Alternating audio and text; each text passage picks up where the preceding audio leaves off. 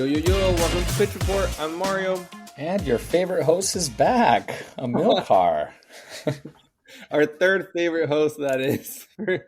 Oh, man. I don't even want to ask. Okay, Amilcar, welcome back. Before we get into it, just one more quick shout out to Mr. Leo for covering while you were out. It was a pleasure recording with them. But also, I'm glad to have you back, Amilcar. How was the trip? Yeah, it was great. I'm glad. I can also thank Mr. Leo for covering. I listened to all the podcasts while I was away, and they were great. You guys did some very, very in-depth analysis. I was like, man, these guys are putting me to shame. I was like, I hope I can keep it up when I get back. But no, the trip was amazing. Went to Japan for like almost 2 weeks, which was great. For anybody that hasn't gone, I recommend going. For anyone that has gone, I'm sure you want to go back. I'm planning on going in September, and looking at your story, especially the food you were eating, made me so excited to go. And I'm just excited to get your list of recommendations. Oh yeah, like the best fish I've ever had, some of the best meats I've ever had. So the Japanese, man, they do it all, and in an orderly fashion on top of that, nice and clean and everything like that. Made me realize, like, living in LA, I'm like, man, things are dirty around here. When I got back, the first thing I landed at LAX, I was like, yep, we're not in Japan anymore. Can't even take a train to get anywhere from LAX for the time being. That soon to change. Yeah, I will say that the construction looks like it's actually making some progress here, which is refreshing for the World Cup and the Olympics and the Club World Cup and all that stuff. Yeah, well, I'm very glad to have you back, and I can't wait to catch up with you more and hear more about it. But I wish we could welcome you back with better news. But honestly, all around for sports, it was not a great weekend for San Diego. It was a good weekend in Copa del Rey for me, but not for you, and we'll get to that in a bit. But let's start at home first with the San Diego FC. They play Real Salt Lake. It was the second time these teams play each other, and basically they just swapped score. Last time we played at Real Salt Lake, San Diego FC won 3-1, and this time at Snapdragon, Real Salt Lake won 3-1, basically. Yeah, man, and your boy Diego Luna, the most unathletic looking person on the field, had 2 goals and made a penalty, and then the golazo that I think we can both agree for the third goal. Yeah, man, I think it's been rough because I've been listening to the podcast and I'm just like, oh God, I think you realize like how repetitive we sound sometimes, but like the analysis from this game, like it's the same kind of stuff that we're seeing over and over again. They play from the back. It's a missed pass. They give up the ball, goal. There was a couple opportunities where it was like almost point blank with a goalie. They couldn't score, so it seems like we're still having the same issues, the miscues up front. And then also we're just, the defense is kind of getting diced up is what it looks like, which is, I think ends up happening to us when we don't play with full possession. But I guess it's also counterintuitive, right? Because if you play from the back, usually you do that to keep possession and keep the ball longer. But, they play from the back 50 times, 1 or 2 of those times they're giving up the ball and, it's an easy score. So it is a little bit frustrating, especially now we're on like a 3-game skid. What were your thoughts about it, Mario? Yeah, you mentioned like possession, and I agree. Like when you play from the back, or when you play possession ball, you usually start from the back. But I've seen like not as much cohesion in the team. They're just not connecting as many passes. It seems like they're not in as much of sync as they were earlier on in the season, where they were just like dominating the ball and they seemed very comfortable having the ball. I haven't really seen quite as much of that, even though the stats will say that San Diego had like more possession in the game. I don't know. It feels like something's like missing, some of that spark that I think we saw. And now maybe it was just excitement off the gate that we were a new team. But I've also been wondering, like, a lot of our early wins came against teams, and this is where we maybe sound kind of like the same points, but maybe this is more of a reality of what San Diego FC is going to be for the first season. Maybe we are like more of a mid-table team where we're good enough to beat a lot of the weaker teams we've played, and we're going to maybe have some trouble playing the teams that are a little bit up ahead in the table. because right now after this loss, we're in seventh with 14 points. So technically, if the playoffs end started today, we have the last automatic spot. So maybe are we like a middle tier team in that regard? So maybe it's just through the law of averages, we're kind of just getting to where we're going to be ultimately. Yeah, but I mean, I guess to your point, do you think that like there's maybe like a lack of chemistry, which we were talking in the beginning, right? Where like there is no chemistry, but it seems like there's some sort of chemistry here, especially the backline. The backline seemed like they were all in sync and they were all on the same page. And the lack of chemistry we were saying was between the forwards, right? We're talking about Chucky and Dryer, and everyone up there was a little bit lack of chemistry, which is like, yeah, the final touch is missing, but at least we can, we can hang our hat on the defense, right? That's the first probably couple of goals or the first couple of games, right? And then I feel like the turning point happened when we played Austin. That's when we gave up like 2-3 goals, and then you realized, okay, like they're running in behind us, and then I'm almost wondering, like, are teams learning how to play against San Diego FC and how to exploit their weaknesses? Because to your point of saying that maybe we're only beating bad teams, like we beat Salt Lake, right? We had the 3-1 against them. We saw the same exact team for the second time, and then they beat us 3-1, right? So like, how do you explain that? Yeah, I think there's an element that teams have gotten a look at us. They kind of know how to play against us a little bit more. Um, but yeah, outside of that, I'm not sure really. I think we did play. I like seeing the McDouble of McVeigh and McNair in the center. I think they're usually pretty strong there. The error did come from Kumado, like the first Diego Luna goal. Um, but other than that, I really don't have much of an answer, I would say. Uh, Did you just coin the McDouble, or is that a thing that's going around? no, Have I been gone for this long? I read it somewhere else, and I was kind of like a little mind blown. I was like, wait, I can't believe I hadn't really seen that before. I saw Yeah, from the okay, punniest guy I know. yeah, Dmitry Anisimov uh, on on the East Village Times, he called it the McDouble. I don't know if someone else has called it the McDouble, but that's who I read it from. Man, what a respectable guy. I would have just taken credit. Let's be honest. I'm like, yeah, yeah, yeah. I thought about it right now on the spot on the podcast. Wouldn't want to run into Dimitri at the San Diego Sea game and have him be upset at me. Honestly, that's fair. He has a very very powerful name. So like, if he's anything like his name, you definitely don't want to be messing around with that guy. Exactly. But yeah, no, I mean, But yeah, I think what we're talking about, like we said, it's the same stuff over and over again. I'm hoping that Mickey Varas can get the team kind of together. One of the things that I will say that I think you mentioned from the beginning is Cedro Dos Santos is like a stud, man. Like yeah, these score lines could be so much worse if it wasn't for some of like the great saves that he's making. So, tip our hat, shout out to him for keeping things as close as possible, even when like the defense is getting run behind. I'm particularly impressed near post how quick he is to react. And obviously, he's a keeper, and you're supposed to have quick reflexes. But I feel like he's very quick. And there's some shots that they usually try to sneak on the near post that he's able to get to very quickly that I don't think most goalies would get to. So yeah, he's been Yeah, for playing pretty sure. well. And on that note, too, like on the CJ Dos Santos note, we've given up 3 penalties in the last 3 games that we've lost. So there's a few things that we can improve on in that regard.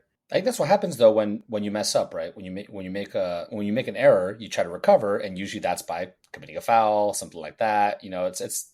I'd like to say when you give up penalties, generally like sloppy play, like you messed up or you're out of position, and then that's where you end up giving a penalty. Sorry, I just totally cut you off. You're totally right. And good way to go to and like look at the play before, because usually it is a result of something that's not done correctly. But the other thing I was going to talk about was the Diego Luna, like not his penalty, but the other goal was really, really good. The way he shot it was between, I think, the McDouble basically. And when I looked at that, I didn't even know how it went in because it was not a big gap. He just found like a very small space and placed it really well, like really quickly. It wasn't like the most powerful shot, but it was really well positioned. It almost looked like something you would like see in like an indoor soccer type of game. Yeah, absolutely. But San Diego fans, don't worry, it's not all bad. you can always, even though we're on a 3-game losing streak, we can always look at our northern rivals and think, man, at least we haven't lost every single. At least we have a win. Not like our friends up there at LA Galaxy that have 0 wins so far for the season. So, we're still doing all right. Yeah, who would have thought when the season started that it wasn't going to get that bad? 3 points so far in 10 games. And those are defending champions, right? I was going to say, if that's the price to pay for winning a championship, maybe I guess you would take it, right? Would you, Amilcar? Honestly, I guess the alternative is having 2 like playoff seasons, and not winning it. Yeah, not winning it. Oh yeah, I'll take the win, and then I'll be last place the next season. Totally, 100%. Yeah, and I think about the Padres. If you told me like, hey, you win the World Series and you don't make it to the playoffs for the next 3 years, I'm like, sure, let's do it. You're like, it's what's happening now. We don't have a World Series, so yes, I'll take it. Yeah. Right? I mean, we're making the playoffs, but yeah, you would take it too, right? Well, 100%. Yeah, I think it's definitely different. I think if you were to guarantee like you're going to win it this year, and then you can guarantee you're not going to make it to the playoffs in the next couple of years, and like you're a fortune teller, then yeah, like I would do it. But I think if you ask a team like, I don't know, like Kansas City or a team like the Patriots or someone that's had like a lot of history winning, if you were to say like, hey, would you rather make it to the playoffs or not? They're like, well, making to the playoffs because the odds of us winning are much higher than someone that isn't, right? So I think it all depends on the experience that you have with your team, honestly. I completely agree because the experience we've recently had good runs. We're still talking about baseball, but we haven't gotten to that final step of winning the World Series, which we hope will happen, even though this weekend was kind of rough, as we mentioned, for San Diego sports. But I guess we can just talk about really quickly about the next game. So this upcoming weekend, San Diego FC is hosting FC Dallas at Snapdragon Stadium. Amilcar and I will be there to watch. And FC Dallas is one place ahead of us. They're currently 16th with 15 points. But this is coming off a 4-3 win at Inter Miami on Sunday. Granted, Messi and Suarez were not playing. But we talk about how we do against better teams. This is a team that's technically on paper better than us from points. And then they're coming off a big win. So I think this game could really kind of prove a little bit of what the San Diego FC team is maybe going to be for the rest of the season I guess we're getting to a third of the season. So yeah, I mean, we gotta right the ship, right?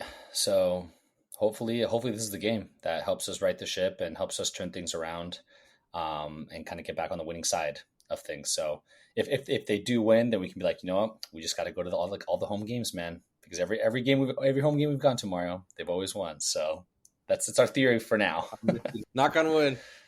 All right, I said we were almost done with this, but just our San Diego FC first, we had 2 maybe not great ones. One was our first home loss, sad face. Then we had our first penalty that we score. It was Chucky Lozano. It was the only goal for the game.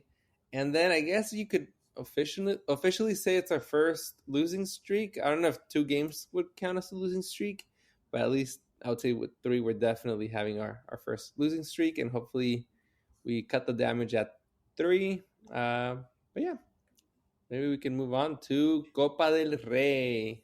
I was going to say, speaking of losing. Speaking of losing, hey, there was a loser, but I think we all won in terms of having a pretty good and exciting game, right? Yeah, for sure. I wore my black shirt, just in solidarity with Real Madrid losing the final. But yeah, I know I had a bunch of people telling me that I was ducking the smoke because I wasn't showing up to the podcast when Real Madrid would lose the Champions League. But here I am. I thought maybe they would win this one, and I would come back and be like, yeah, I'm back now. We won. But unfortunately, that was not the case. So yes, a little bit of a bummer, but I think it was one of the better Clásicos that we've seen. And I was talking to Mr. Lee over the weekend, and I was like, I think this revived the Clásico for me. Like, it's been probably since like the Messi Ronaldo Clásicos that things haven't been as exciting as they were. And for better or for worse, I think that it's kind of revived a little bit, like the rivalry and a little bit of like the physicalness and the hate between the two teams, if we can say that, which I think all world football wants, and craves like this rivalry and this thing. Because I mean, I think you and I can probably remember when we were in college or even high school, like when these games happened, like figuratively, like the world would stop, and like for those 3 hours, like Yeah. everyone was watching this, like everyone that you knew was watching this. And then it kind of went in a lull where people didn't really watch it that much. It seems like it was either one-sided where Barcelona was winning all of them, and then lately it was Real Madrid was winning everything. And so I'm very happy to see that, as bummed as I am, that we ended up losing the match. Yeah, I completely agree. I feel like for the last few years, one team's been clearly been doing better than the other, and in this case, Barcelona has had a slightly better season, but the game was super competitive. And looking to the future, you really don't know who's going to be like a better team. It's really going to be a very, very close race. At least that's what like it looks like in the future. Both have like really young, talented players. So yeah, very excited for this game. And I honestly thought when Real Madrid went up 2-1, I was like, oh my gosh, they're going to like sneak away with it. The way we've gotten used to seeing them do it in the Champions League. So frankly, that or ultimately that's not what happened. But I really thought after the Chumendi goal that you guys were going to win. Yeah, because I think that like, the tide kind of turned in the second half. At least during those goals, it seemed like Real Madrid was pushing a lot more. They looked a lot more cohesion. They looked like they were, building up an attack, much better than they had previously. So, with that, it was good for a little bit, but then once that second goal was scored, it was like, okay, like here we go again, like frustrating. And I say here we go again, just in the last handful of times that we've played, you know. At least it wasn't a 5-2 or I think it was like 5-1 or 4-0 that it has been in the past. So it was a little bit competitive, but I think it basically just showed our weaknesses, which there was no surprise. The weakness was our defense, not being able to, I mean, injuries and all, but not being able to stop arguably the most prolific offense in Europe right now, in terms of Lamine Yamal and Rafinha, and there was minus Lewandowski too. So I can't imagine how it would have been with him. But the other thing is also just the frustration that you get from like having Vinicius and Mbappe and Rodrigo's kind of fallen off a little bit the last probably 6 months or so. But having them and you think like you see it on paper, you're like, dude, these guys should be like destroying people. At least like if you're losing 5-4. You're scoring a ton of goals, but like there's so many times where they're very ineffective. And so I think whether it's Ancelotti or whoever comes in next year, I think that's going to be the biggest thing is how do you make them effective and how do you make them work well with each other? One thing you mentioned about like the different strikers, I think another winner from this game was the French and Spain national team. If you look at the goal scorers, it was only French and Spanish players. We had 3 goals coming from arguably 3 starters from the French national team, and then the other 2 from Spain players. So that would be another takeaway for me. That obviously we know these teams are really good, but I think they're really, really, really good. Yeah, I mean, you might be looking like a World Cup final. If it works out, like I think a lot of people can pen that. Yeah. Throw England in there, throw Germany, throw a couple other teams in there, but like that could be the final, honestly. So, yeah, but I think a lot will be said from here to then. But I guess for me as a Spanish fan, obviously like that's exciting for me. But right now, got to soak it in. I think it's tough being a Madrid fan right now, just because I think we've been used to winning, especially a lot very recently. So I can't remember like the last season when we had like nothing or potentially nothing, because La Liga is technically still, in the running, although, there's much more slim possibilities. But I know that when we signed Mbappe after we had last season, this is not what I thought was going to happen. I thought it was going to be, all right, cool, we have the treble, and here we are, Barcelona might get the treble with a young team that was generally unproven before this year. And they're, Hansi Flick has them, going at all cylinders. Fingers crossed, Amilcar. I got my fingers crossed, and they'll have the next challenge in the. I mean, okay, for the La Liga, they have a 4-point lead with I think 4 games left, so they have to drop a good amount of points there. Mm-hmm. But then for Champions League, they have Inter, or they're hosting Inter this week on Wednesday, and then Arsenal's hosting PSG on Tuesday. Yeah, I'm hoping that they can keep it going. What are you thinking for this Champions League semifinal? Man, Mario, what a smooth transition. It's almost like you do this for a living now, man. Yeah, now we're going to talk about the Champions League. Absolutely. So in terms of what I think is going to happen, obviously, like it's a little different watching the Champions League when there's Real Madrid's not in there. But I will say something from that I've kind of learned from this podcast is just trying to be a little bit more unbiased and watching it to watch the games, which has been definitely very neat. In terms of the Barcelona Inter game, that one's going to be interesting. I know Inter obviously is a defensive team and they pride themselves on defense, right? They hadn't let in any goals, I believe, in the Champions League until this last the matches against Bayern Munich, where I think they let in, I want to say 2 goals during the whole thing, which hopefully for them is just a fluke and they're still going to be heavy defensively. But it's going to be one of the better defensive teams against, like I said, mentioned earlier, probably the best offensive team that there is right now. So I think it's definitely going to be a duel on that side of the ball and who can come out ahead. And then the PSG Arsenal one, I'm actually really excited for that one because I think that's just going to be like an offensive game. So I'm like, just based off how Arsenal, for lack of better words, kind of toyed with Real Madrid at certain points, I think that, and the way like PSG has also been playing lately, I think that's going to be an offensive game, and the other one is going to be a much low scoring game. What do you think? I think with Arsenal PSG, Arsenal was a team that I just thought was kind of there earlier on in the tournament, but they've rightfully so really impressed everyone, especially coming off like the statement win in the previous round. Now I think they could actually maybe beat PSG.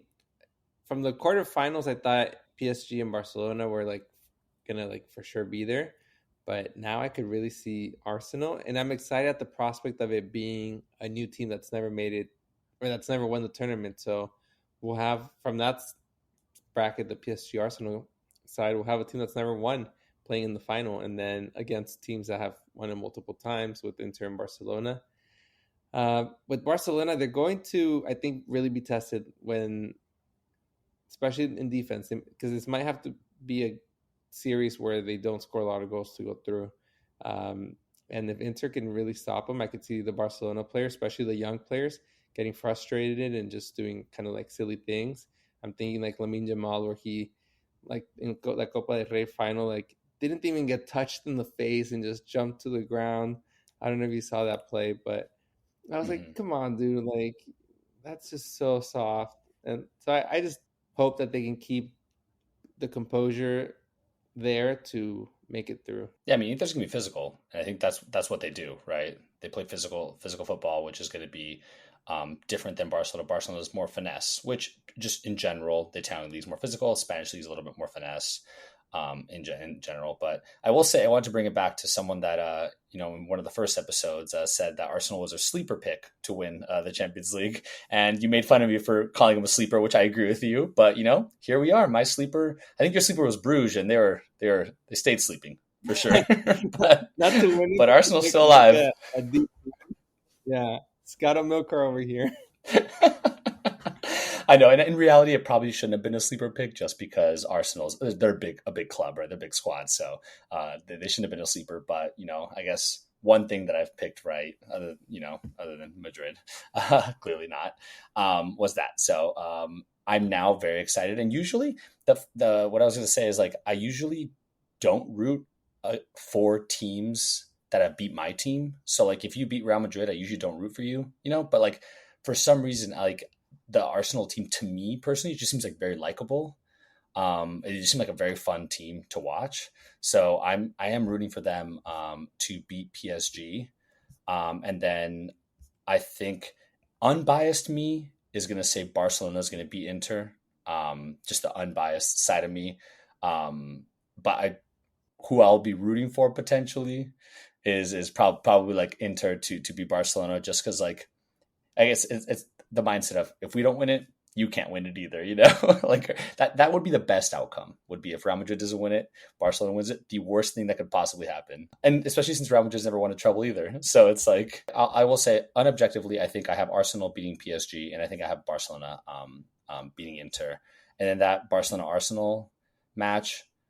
It's going to be a lot. So it's only one game, so anything can happen in one game in the final. And Barcelona looking to, again, go ahead from Munich or Bayern Munich I think it's Bayern Munich, and Barcelona are the only two teams with 2 trebles. So it'd be awesome to make it 3 trebles. We're going to break down these games after the fact on Thursday. and tee up the next round, which would be the following week, and see who ends up making it to the final. Amilcar, do you have a pitch of the week? I don't, and I thought about it today when I was like, we were getting ready for the call. I was like, gosh darn it, I should have had a pitch of the week because Shalio had a pitch of the week both times, and one time he had two. Came prepared. I know. My only pitch, it's a minor one, but it was Lamine Jamal, where he like kind of just jumped on the ground, didn't even get hit in the face, and like went to protect it. And of course, he's a soccer player, and that's part of the job, I guess. But I thought it was just kind of silly that he clearly was not even hit in his face, and he was like ducking and pretending he like got hit. Oh, here, I just thought of a pitch of the week, actually. I just thought of one right now. Okay. Once again, Amilcar, heard it here first, being unbiased. Who would have thunk? My pitch of the week is actually Antonio Rudiger. And the reason is because he got a red card, and then like on the bench, he was getting so mad. He threw like ice, like an ice bag, and threw something at the ref. So like, as much as I love the fierceness that he plays with and like kind of how crazy he is, I think we can unbiasedly agree that's like unacceptable to throw anything at anybody, let alone the ref. So that's my actually pitch of the week that I just thought of right now. So there you go. Look at us keeping our teams accountable. Oh yeah, actually, wait, that's funny. Yeah, because yours is Lamine Yamal. Yeah, I didn't know what he threw. I saw he had thrown something like a big thing, but I didn't know it was a bag of ice. So that's funny. Yeah, I think it was like the bag of ice. He was trying to throw it, and he was getting stopped and held back. But I think he had a piece of ice or something that he threw. But like I said, energy is great, but just channel it the right way. Yeah. Who was the guy from the Cavaliers that threw like soup at one of his coaches? There was a few years back. During a game? No, it wasn't during a game. It was I think like during a practice or something. It was RJ Smith or J.R. Smith. Yeah, I think it was him. There was so many memes of someone like holding a bowl of soup. Like it was just such an odd thing to throw at someone. I'll have to look it up. But you'll have to start the next podcast with that. Yeah, we're all gonna be on pins and needles, waiting to find out who threw soup on their teammate. Maybe it was like a spatula. Maybe it was like a cold soup, But okay. Hey, you are a soup connoisseur. You do and love your soups. I do like the soups, yes. I'd say that about does it for today's episode. We'll be back later this week, recapping the PSG Arsenal and Inter Barcelona game. Once again, thank you everyone for listening, and we'll see you soon. See ya.